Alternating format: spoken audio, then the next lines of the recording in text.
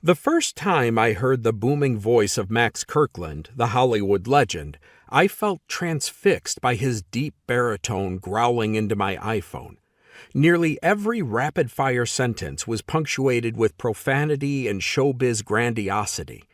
In no time, he presented an elaborate scheme to transform my small historical novel, The Lifeline, into a big-time television drama.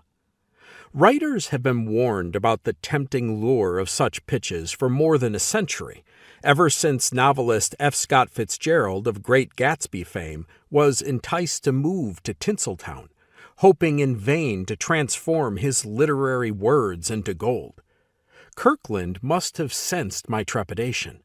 With a sweeping theatrical tone, as if on stage in a soliloquy, he promised to make my literary dreams come true. By the time he hung up, I had agreed to sell the rights to my book without much fuss. Now, many months later, with our contract signed and sealed, I was getting the chance to see Kirkland personally in his natural habitat, an on-location production set along the beach in Montauk. I was instructed to sit quietly behind him and watch the master at work. Kirkland stared out at the Atlantic Ocean from his director's chair, a long-legged wooden throne in the sand. He sat perched on his seat like one of those red-tailed hawks hovering along the beach, eyeing its prey menacingly. "How much longer are we going to have to wait, people?" he bellowed, loud enough to sound like the voice of God. Max, as Maximilian Betancourt Kirkland was called by friend and foe alike, was indeed almighty on the set.